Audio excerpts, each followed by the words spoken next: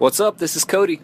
This is Mark. And this is Mike from Hinder, and you're listening to the Blues Hockey Podcast. Go Blues! Yay, yay!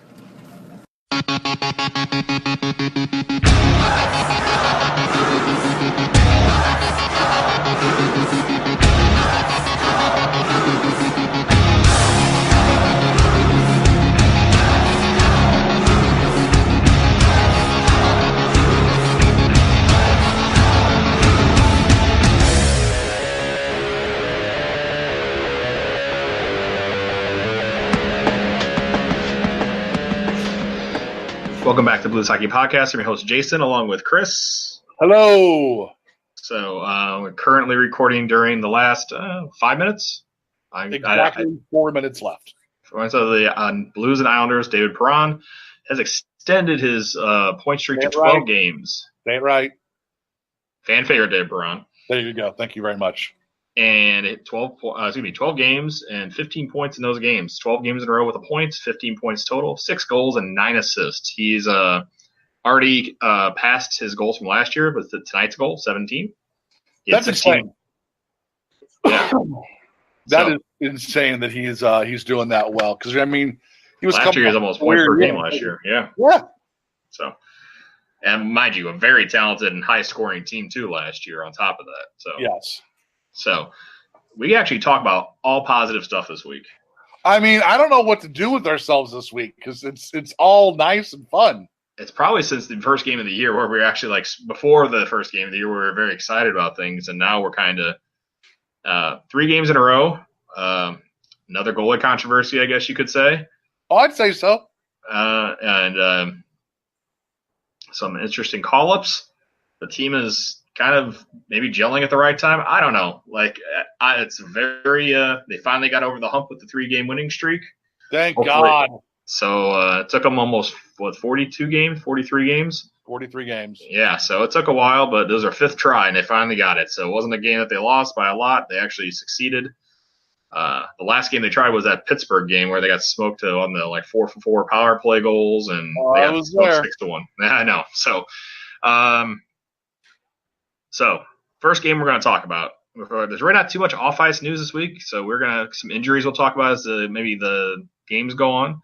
But Alexander Steen out again for a couple weeks. We have some interesting call-ups. Mackenzie McEachran makes his NHL debut, which is crazy. So a guy that I kind of thought would maybe never make it, maybe a career AHLer, winds up making his 3rd game playing in this New York Islanders game. So got a little tussle with Cal Clutterbuck there, which I thought was good. So Sammy Blais back up again. Jordan Kyrou is back up again. Jordan Nolan is back up again. And what you talked about last time, Jordan Binnington is up. And he had his first career start and his first career shutout. Man. Immediately igniting things. Yeah, and looked great in that game. So, I mean, once again, people are saying, do the Blues play for Allen? Is it Allen that's the problem? I don't know, man.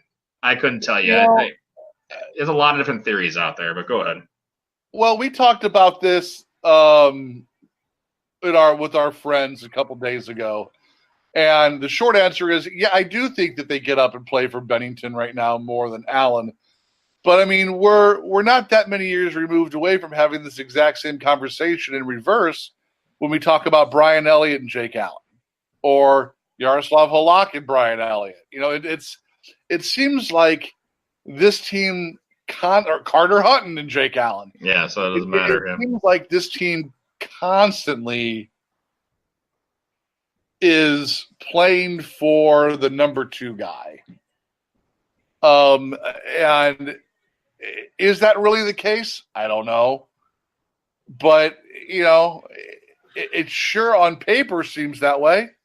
Yeah, it's real interesting on how it's just kind of turned out all these years. Like, maybe as outside of maybe the Minnesota series for when we played in playoffs where he stole that series from us. Yeah. Maybe it's just one of those things where that, you know, we always talk about that clutch save. And maybe Allen has been solid, but when there's that huge save, it's either happened after maybe some weaker goals have gone in or something else has gone, you know, I don't disagree with you. Yeah. So it's kind of like when he let in, what was the game where he had a couple weak ones go in? Oh, the Dallas game not the one we're going to talk about, the one before this that we talked about last week. He let a couple in that were pretty freaking weak. The Tyler Seguin goal, and then the Dallas Stars came back and had some awesome chances, and he made some amazing saves and maybe kept the Blues close into it, but yet that third goal killed them. And they just couldn't come back. So maybe it's one of those things where, and I'm not going to say I'm not an Allen hater or maybe an Allen like super over the top Allen supporter. It's like I'm just looking for good goaltending. It comes from Jake Allen. It comes from Jordan Binnington. Hell, if you bring back Roman Turek and he's a good goalie, fine. Agreed. I don't care. No, you know, like that's all I care about. So I agree with you, and I think because for the vast history of this team's existence, we've always had that goalie who's been good, but just can't quite get over the hump. You know, for me, that starts with Curtis Joseph. Like I remember Vince Riendo, but for me, the first Blues goalie of record is Curtis Joseph. Yeah. And Curtis Joseph was the guy who was much maligned for being the guy who would, you know, get you in the playoffs and then completely forget how to play hockey and just get lit up in the playoffs.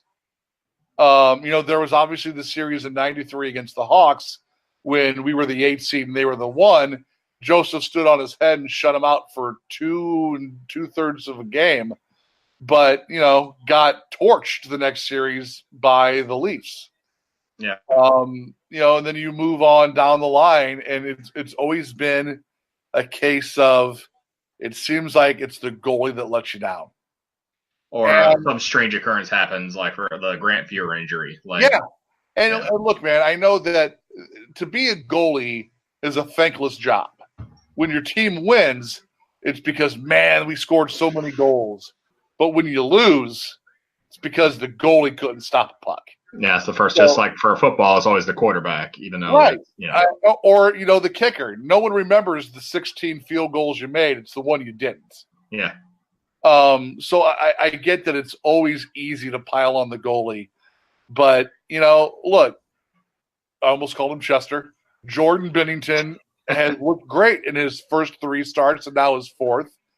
Allen looked phenomenal against the Capitals the other night.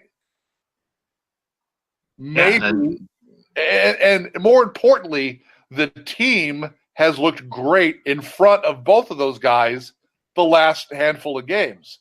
So maybe it truly is a issue of the team's finally starting to gel and pick up some of the slack on the goalies. And I think they both at this point know the different styles that these two guys have. And they know that when you're playing in front of Jake, you can't play the way you would when you play in front of Jordan. Yeah, so it's interesting to kind of see that how the team has turned around. Like, for example, Jay Bouwmeester has rolled back the clock a couple of years. Jay Bouwmeester looked fantastic. He's looked, maybe that hip was finally healed, and he's looked like a good defenseman. Let's just put it that way. He has another assist tonight on the Perron goal. I had a couple of goals recently, you know. So I mean, would you like a score update of the Islanders Blues game? I'm hoping it's 2-1 us. We are heading to overtime. Okay, I just saw that. So, and right now the shots are 31-24 Blues. I mean, they're doing well. That first period was poop. That first period was like 11-4 Islanders. Yeah, but they did not play well, and they turned it on in the second and third. So, mind you, on the back, we're on back-to-backs now, which we'll talk about here. So, is there an uglier jersey in the NHL than the New York Islanders? Their third jersey? Yeah, it's how do they continue to get it so wrong? Just bring back the fisherman jersey and wear that. I love that jersey. I don't know why, but I love that. I tell you, I found one custom made on a buddy of mine who lives in New York and is an Islanders fan, sent me the link. And I was able to get a Darius Kasparaitis fisherman's jersey in my size for like $45. Not bad. I saw they sold them. I remember I was telling you that they had them for sale again at the, I don't know if it was at Barclay or the NHL store when you were in New York. And I was like, man, if I had the money, I would tell you to buy me one, because that's one of the ones I regret not getting back in the day.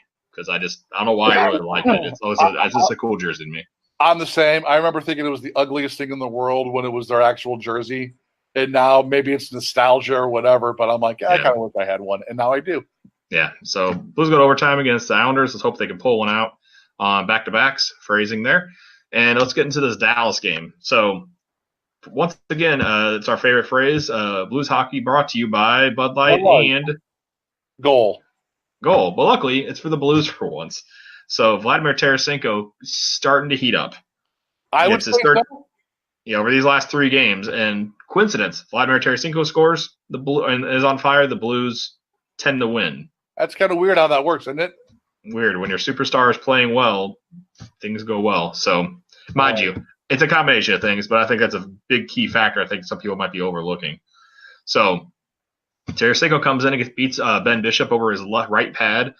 His 13th year from Schwartz and Parayko at the 34-second mark. And we have a Pat Maroon sighting. Oscar Sundqvist with an amazing pass here. And Pat Maroon just has to put his stick out and just tips it by Bishop, his 4th of the year from Sundqvist and Bortuzzo. I messed that up again. I apologize. Former hockey legend. Pat Maroon. 2-1 victory for your New York Islanders. Oh, that was quick. They just beat the Blues butts in overtime. I don't think the Blues were in the offensive zone at all. Well, I'll take the point. Take the point. Like I said, I thought they outplayed them, so it happens. It sucks. So 2-1 Islanders. It happens. We'll go from there. So Blues up 2-0 in this game for Dallas. Eric Condra gets a goal to make it close. Well, Vladimir Tarasenko on the power play.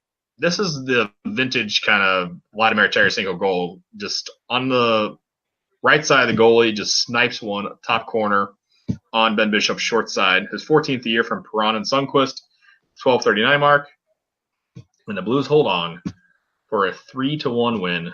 And so Bennington wins his 3rd game. Technically, if you consider the AHL game before that, his 4th. Because he had a shutout then, too. So playing really well. He gets another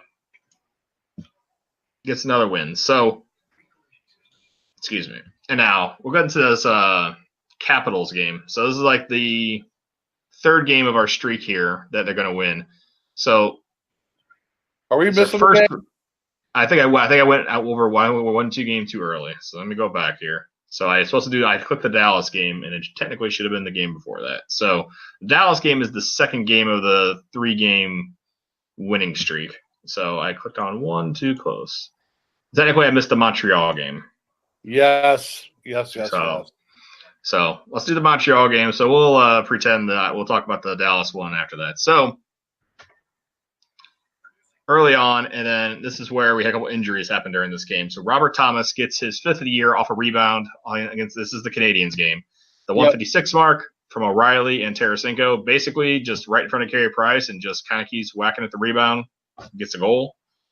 I talk about Oscar Sundqvist, just amazingly has his 8th goal of the year, a shorthanded goal, breaks in, beats Carey Price from O'Reilly and Gunnarsson at the 16:42 marker of the first period. A shorthanded goal. So Blues have a power play and a shorthanded goal in the first period. And then Fabry with an awesome pass at Jay Bouwmeester. We talked about how Bouwmeester's playing extremely well. Yeah. Carey Price just looked kind of lost on this. I Carey guess he thought Price did not have a very good game. He looked very pedestrian, to say the least. I guess he thought maybe Jay Bouwmeester was going to go to his backhand or something, so he kind of started to lean that way, and Bouwmeester just went right over the top of his blocker for his 2nd of the year from Fabry and Perron. The 6:04 mark, the Blues up 3-0. Unfortunately, Brendan Gallagher spoils the shutout streak of Jordan Binnington here. He gets Brendan Gallagher gets the 17th of the year from Kotkaniemi and Petrie. At the 9:02 mark, Blues up 3-1 going into the 3rd. But Sammy Blais, which is a very cool story here, he grew up near Montreal, always played street hockey, saying that he was Carey Price and Ned, or he would beat, his friends would be his Carey Price and he'd score against him.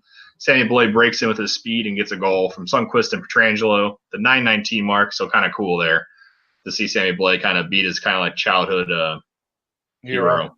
So, beginning of a streak here. So the Blues wind up beating Montreal 4-1. We talked about the Dallas game, 3-1. So going for their first 3-game win streak. And people were pissed that Allen was in net. Like, pissed. Because they're like, Binnington's the hot hand. I don't know why you do this. I mean, I saw his back-to-backs, and Allen played well against Washington a couple weeks ago, so I understood. I 100% understood it. Yeah, so I was okay with it, so not a big deal. So Alex Ovechkin gets a goal here from his office on the power plays, 30-30 year from Orlov and Boyd. Blues had a chance to clear here and didn't clear. Can we take a minute to talk about the fact that people legitimately were upset that A, Allen didn't stop that shot, and that B, nobody was on Ovechkin?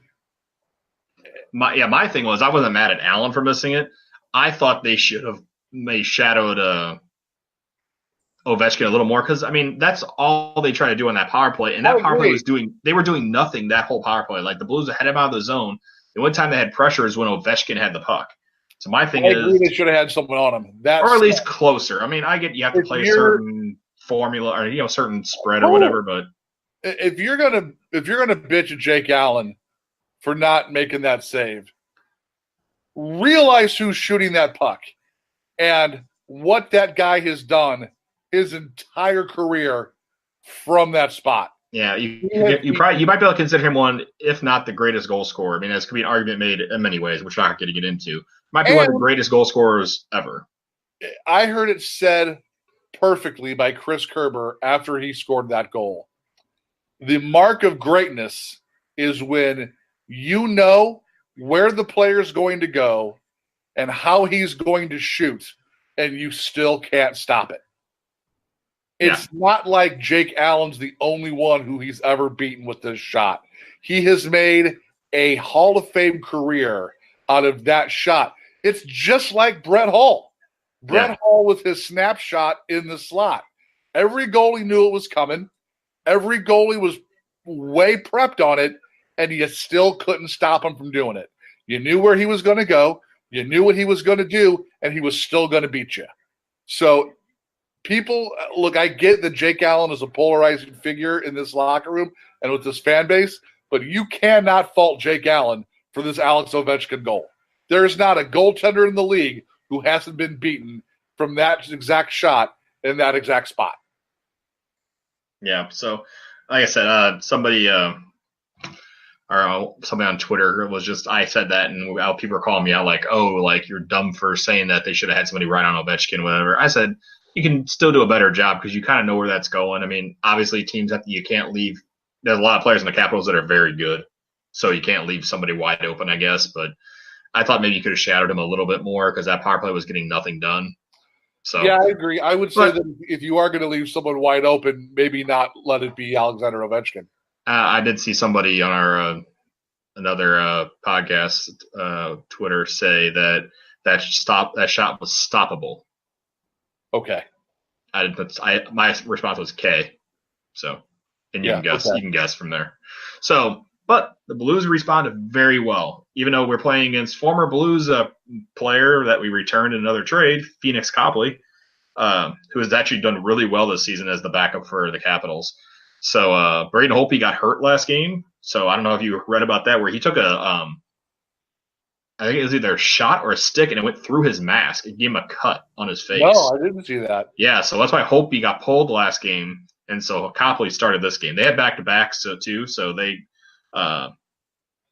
decided to start Copley this game just to give Holtby an extra game off to recover. So, and he looked really good the first period, but in the second period, he kind of gave up I saw somebody call it a Jake Allen special. You can say what you want. Ivan Barbashev gets his 6th of the year, unassisted to 318 mark. He basically was behind the net and just stuffed it in and somehow got by Phoenix Copley. So we'll take it. I guess we're referring to it as the Jake Allen special because it was soft? I guess. That's what I saw somebody say. All right. Whatever. An interesting goal here by Vince Dunn. It was deflected by two different Capitals players. Yep. His shot hit the defenseman's stick, and then I think I want to say Kuznetsov, but I could be wrong. Hit somebody's stick in front, and then went by Phoenix Copley. So Dunn gets credit for it. It actually went off the stomach of whoever it was that was who was guarding Braden Shen. It went in front between Braden Shen's back and the guy from the Capitals, and it bounced off his, we'll say, lower rib cage. I'll go with that. And straight into the net. We'll take it. So Dunn gets his fourth year from Tarasenko and Schwartz, the 5:11 mark. So within 2 minutes, the Blues take the lead. And then David Perron with a pretty sweet goal here after a really good keep-in by Dunn. Perron gets his 16th year, tying last year's goal total, is from Dunn and O'Reilly at the 8-minute mark. Blues managed to keep the puck in right around the blue line, and whoever was in front of the net, I think it was Brett Connolly, just left David Perron by himself. I guess he thought the puck was going out and just left David Perron. Perron just literally got the puck, had nobody around him, and he was right in front of Phoenix Copley and went forehand, backhand, and top shelf. It was a pretty nice goal, I'll say that much. 3-1 after 2. So what are the Blues going to do going into this game? They're going to rise up and win their third in a row and finally snap that long streak of trying to win a third in a row? Or are they going to fall apart? History of the season would tell you they're going to fall apart. Yeah, but glad to report, not the case. Correct. The Blues play very well in the third period, and Jake Allen plays very solid as well, making some key stops, makes the stops he's supposed to, and that's all you can ask of your goalie. Vladimir Tarasenko, like I said, is looking like the Vladimir Tarasenko of old with this shot. And I'll tell you, right before he shot that goal, I was screaming at him because he did the one thing that I hate is he, instead of just firing a one-timer, he accepted the pass. Settled it, and then shot. I'm like, just shoot the puck. Just shoot the puck. Yeah. But, hey, man, what do I know? Because he found the back of the net. Yeah, so O'Reilly, Jesus, that dude worked his ass was ass off. And he worked his ass off behind the net and gets the puck through defenseman's legs to he's falling while he does this, to Tarasenko, who settles it, and he fires it back through the defenseman's legs into the top corner against Copley. Amazing pass, amazing shot, power play goal at the 10:24 mark. Tarasenko from O'Reilly and Pietrangelo. And the Blues finally get the streak broken. They get the third game in a row win. It's a big monkey off your back. Exactly. So we just kind of talked about what happened tonight. Blues managed to get a point from the Islanders. Early goal that was kind of what's your opinion on the early goal from the Islanders? Do you think it was goalie interference or not? No, I don't. I think it was a good goal. I think Lee was going for the puck, and it was a battle in front of the net. So that happens. Lee got the early goal. Blues came back, and Perron, after good work by O'Reilly behind the net, gets a pass and gets a quick goal. In the third, like we said, extends his point streak to 12 games. His fifth, like we talked about, 15 points, and 6 goals, 9 assists during that time period. Unfortunately, in overtime, I did not see what happened. But the Blues got worked in overtime. Yeah. So Perron's 12-game point streak was O'Reilly's double digits this year? I don't think so. I think he was close. He was up there, but I don't think he's double digits. I think it was 8 or 9. It was close, but I'd have to do some research to get looking at. It's amazing to me that you're looking at 2 players in Ryan O'Reilly and David Perron leading this team in goals. That one was supposed to be our playmaker, not our goal scorer, and the other one was started the season as our third line winger. Mm-hmm. You know, it's now with Tarasenko heating up. You know, keep in mind there's a lot of talent on this team that's injured. This team, dare I say it, is not that far removed from a wild card spot. I mean, going into tonight's game. I'll look it up now. Hang on me 2 seconds. Keep going. Going into the Islander game, they were, I believe, 4 points out. 4 points out of a wild card, 7 points out of third place in the Central. So I take it back. We said 4 points. It was 3 points. After tonight's game, they have 45 points. With the game Minnesota. Right now they're tied with Minnesota. Minnesota's playing tonight, I believe, later on. So they'd be 47. They have 47 points. The Blues have 45. They have 2 games in hand on Vancouver, who's just in front of them. 1 game in hand on Anaheim, who's in front of them. 1 game in hand on Edmonton. And believe it or not, for the number 1 wild card, which is 50 points, that's 5 points away, and they have a game in hand on Colorado. And Nashville has 50 points for a 3rd spot. So you're 5 points away from, believe it or not, 3rd place. That tells you how bad teams in the Central have been, outside of maybe Winnipeg and Nashville, who have been okay. Winnipeg's actually been on a very bad streak lately. They just finally won 2 in a row. I read a stat late last night that since was it November 21st? It was either November 21st or early December. The Blues have the 4th best record in the NHL. No, I'm sorry, in the West. In the West, yeah. That's how bad the Western Conference has been for the last month and a half. Yeah, the only 3 teams in front of it are the 3 teams that are doing very well in the Pacific, which is Calgary, San Jose, and Vegas, are all 8-1-1 in their last 10. So you're talking about teams that I thought they're playing so well they can gain ground on people. No, all 3 of those teams are tearing it up. Like San Jose has found their footing. Vegas has found their footing after a bad stretch. Yep. Calgary is now tearing it up. So you're talking like you're going to be facing some pretty good teams from the Pacific, which in the past we kind of thought, maybe except for Vegas last year, teams that you kind of could have a good chance of beating. So who knows? There's really no easy teams coming up here, and if you do make the playoffs. Amazing that we're talking that. Let's just put that in perspective. How we were talking about lose for Hughes maybe 3 or 4 podcasts ago.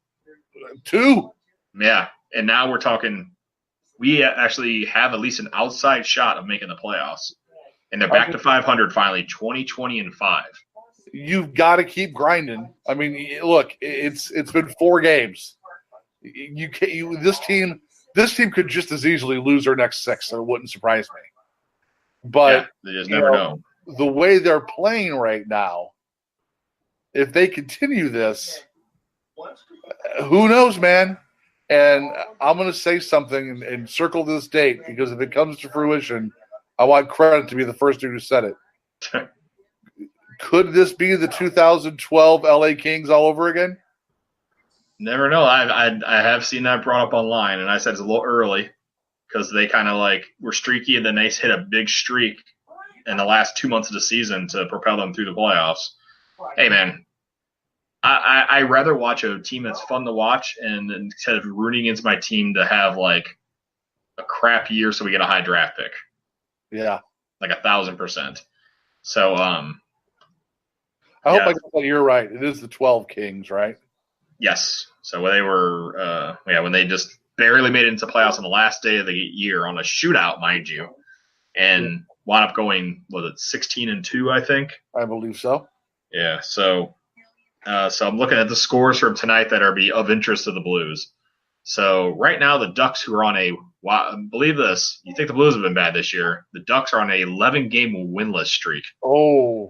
7-4. No Moss. Yeah, so they are right now tied with the Red Wings going in the middle of the 3rd period, 1-1. The Predators are absolutely demolishing the Capitals, 6-1. So the Kings and Wild are 1-1 after 2. The Jets are 2-0 over the Knights right now. Another important one is the Stars are losing to the Lightning right now, 1-0 in the middle of the 2nd. Nice. And that's about the only one that really impacts the Blues there. So I think that Stars game and that Wild game are very important to the Blues right now. The Ducks won as well. So those are the 3 games I would kind of keep an eye on or see what happens there. Hopefully they can prevent the Wild and the Ducks from getting points at least. I think that'd be the key ones there. So the only kind of news we got this week is one kind of good note and one bad note. Some injuries happened like we talked about. Robert Thomas had a upper body injury, more than likely a concussion protocol. Tyler Bozak also had upper body injury. So who knows what's going to happen there, how long they're out. So like we said, Kyrou and Nolan got called up in their stead. A pair of Jordans get called up along with him. Binnington gets the 2nd star of the week for NHL. Did you say a pair of Jordans or Air Jordans? A pair of Jordans. Okay, that's what I figured. Yeah, so Bennington gets the second star of the week for going 3-0-0 with a .974 save percentage, a 0.67 goals against, and 1 shutout. Yeah. And So not too bad. Quiet ESPN called him Hockey Player of the World this week. Yeah, that was on good job on getting his head really big. That was after the shutout, too. Yep. So, but you know how St. Louis loves to run with things. So we'll wrap up with one more rumor, which I thought was very interesting. So I always do a good thing of reading, I think, Jeremy Rutherford's chats. He always has some little interesting tidbits that sometimes doesn't make their way out on his Twitter. So the rumor that apparently was going around, which believe it if you like, that the Blues have been, shopping obviously Jake Allen around, and supposedly a team is at least mildly interested. Okay. The Philadelphia Flyers. Okay. Swear to God. I swear to God. Yep. Say what I'm going to say. This podcast is over. No, but he said it's for Wayne Simmons actually. So it'd be Allen, it'd be Allen and a prospect. The prospect, unfortunately, due to how good Simmons is, would have to be something like Kostin or Kyrou, is what he was saying. Ooh. And he doesn't know if that's a wise kind of choice since he's a UFA after the season and he's a little bit older. Had a bad hip. Imagine he scored 30 goals last year on a bad hip. Yeah. But he also did say at the end, maybe Brian Elliott. What you were just talking about. No. I know. God, no. Look, I feel like I need to clarify this because we always make fun of him. I don't hate Brian Elliott. I don't. But I think it has been proven now in Calgary and in Philadelphia, he's not a number one goalie. He's a system goalie. And we don't have that system anymore. So why would you bring him back? Question. I'll do a hypothetical for you then. So Okay. let's say the trade happens. Let's say it's like say just so we get this straight. Let's say it's Blais and Allen and maybe a draft pick for Wayne Simmons. Simmons comes here, plays really well, maybe signs a contract. So you need a goalie next year. Let's say with Simmons signing the contract, you use that money that you're going to use on one of the top goalies you can't use. So you're looking for, and you think Bennington or Husso could be that guy coming up. Say Bennington plays well the rest of the year, he's definitely be your backup or 1B goalie. So would you think about bringing in somebody like a Brian Elliott on maybe a 2-year, couple $1 million contract to kind of just mentor Bennington and Husso just to bridge the gap a little bit so Bennington can get used to playing more and more games, or Husso playing more and more games? Contract is not one that handcuffs us. Yeah, like I'm saying, like a couple, like right now, I had to look it up, but I believe Elliott is making not that much, like 3.7, I want to say, but let me go to the cap friendlies to get you an exact number. So, yes, no, maybe so. Yes. Depending on how much and length of term, sure. But he would also have to know that he may come in as the starting goalie at the beginning of this contract, but that odds are by the time this contract's up, his butt's going to be riding a lot of pine. Yeah, so let me go down here. So right now he's currently injured. Let's talk about that. They have 4 goalies injured. They have 2 goalies injured. They're 2 stars. Elliott and Neuver is injured. I don't hate Elliott. I truly don't. I think he's a serviceable goalie. What my problem was the people who threw their arms up like, oh my God, how could you trade Brian Elliott? He just took us to the Western Conference Finals. And it's like, dude, have you watched this guy over the course of his career? This was the anomaly. This wasn't the norm. I give all credit where it's deserved. Brian Elliott was a stud in those playoffs. But we all know how this game is played, and it's business. And you always sell high and buy low. And there was never a better time to sell on Brian Elliott than after those playoffs.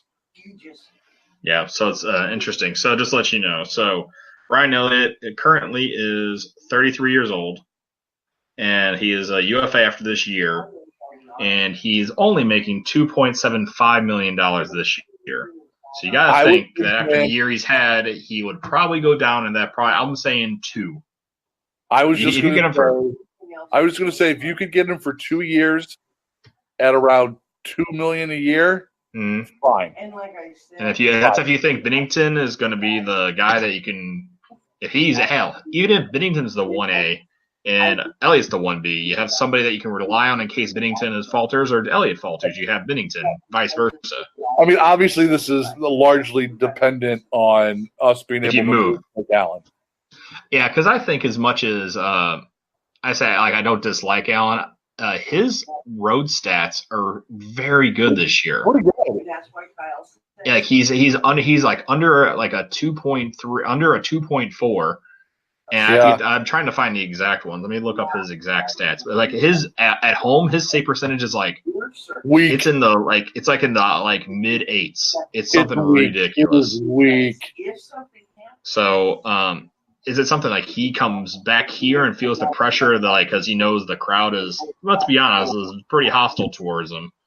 I mean, look, it's very obvious. Not unwarranted. Let's say that much too. It's not unwarranted. Completely not unwarranted. When you're giving up 6 goals, 5 goals, 6 goals, 8 goals, dude, you're gonna get booed. I don't care who you are. And that's the thing with Jake Allen is that, and I've been a Jake Allen guy for a long, long time, but I think if there's any way to do it, you gotta cut bait. You just gotta. Yeah, because I mean, career-wise, we're talking he's at 2.55, which is not awful, and the save percentage of .911, which is, I would say, league average. This year makes it a little bad. The last 3, unfortunately, since the 2014-15 season, his goals against has gone up, and his save percentage has gone down as well. So that's not a good combination. But you also almost correlate that as when Hitchcock wasn't with the team anymore. Right. Went from 6 shutouts to 4 shutouts, and he's had 1 last year, and he has 1 this year. He has a 3.01 goals against this year and a .899 save percentage. Not great, honestly. So, okay, so splits. I'm trying to see everything here. All right, so Jake Allen splits. So right now, he is on the road. He is 7-5-2, the 2.21 goals against, .925 save percentage, and a shutout. At home is a stark difference. He is 8-9, 8-9-2, a 3.65 goals against average, a .878 save percentage. I mean, we're at the point where put Bennington at home and Allen away. I mean, maybe that might be a wise call. I don't know. So I think if they do cut bait with Allen, it's more just because I'll tell you right now. It's just not working here, and I think it's too much pressure for him. And like we talked about with goalies, sometimes you just get in your own head, and I think unfortunately that's kind of what happens to him. And I agree. This hasn't worked out, and it sucks. It happens that way, but I think for all parties involved, I think they would probably try to move him in the off season, or at sometime this year in the off season. I'm sure they tried in the off season, but maybe this year. There's going to be kind of a goaltending shortage this year. There's a couple big names out there, but I think a lot of teams will be looking for goaltending. And maybe 4.3 isn't an awful number, let's be honest.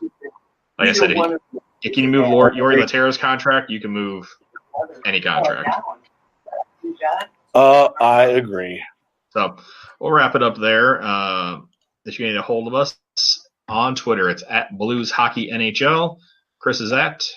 I am at Hossapalooza. And if you can get us on Facebook, it's Blues Hockey Podcast, and that is the same on Instagram and on our website, blueshockeypodcast.com and .net. Also, please support us by going out and buying our sweet shirt on glassbangers.com. So they keep having really good sales. So they just had one end today, which is buy one, get one 50% off. So when they have the next one up, I'll make sure I retweet that and go out and get it. So I think that wraps it up there. And then to download us, of course, iTunes, Stitcher, Spotify, Google Play, and YouTube is where we're at. Your mama's house. Yeah. And soon to find us on Tinder. So we'll be what's Jay-Z's music platform? Tidal. We'll be on Tidal. We'll be on Tidal soon. Yeah, that might be a good idea. So I'll let you boys. Correct. Yeah, you review us on anything possible. That helps us out, and we appreciate it. We'd like to hear back from anybody. Also, email is We're in a good week. We're all good moods. Give us good scores. Yeah, hell, what the hell? blueshockeypodcast@gmail.com, all one word. I think that is going to wrap it up this week. The reviews. Yeah, you love it. So we'll read a couple of those. We'll be coming at you again next week. Hopefully some more good news. Right now, not bad last 4 games, 3-0-1. Got to take it. I will take that. I will take that. Yeah, so keep getting points. Hell, next time we talk to you, if everything works out and the way it is, this way this year is gone, we're going back up on the roller coaster. Yes, So we're we starting are. to do we're like on the Screaming Eagle, like where you're starting out the big hill. Now you're starting to climb that big hill. Now hopefully you don't have to hit the bottom when the bottom falls out and you go way down again. Hopefully you just keep going, ascending. Let's keep climbing like the mountain climber. There you go. That's a better analogy. So there's never a down, hopefully. So, yeah. So we'll see you guys next week. See ya.